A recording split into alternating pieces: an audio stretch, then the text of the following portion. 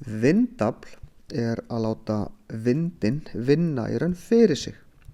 Í gamla daga notuðu menn vindmyllur, stóra spaða sem vindurinn sneri. Spaðirnir voru tengdir við öxul sem lá inn í hús og þar sneri öxullin til dæmis sagarblaði eða risastóru myllusteinum til þess að mylja korn. Þetta var leið til þess að láta vindinn vinna fyrir sig. Í dag notum við vindafl fyrst og fremst til þess að búa til rafmagn. Þá erum við aftur með stóra spaða sem vindurinn snýr. Spaðarnir eru tengdir við öxul sem liggur inn í rafal sem snýr rafalnum og þannig verður til rafmagn. Þeim mun meiri og stöðugri vindur, þeim mun meira rafmagn.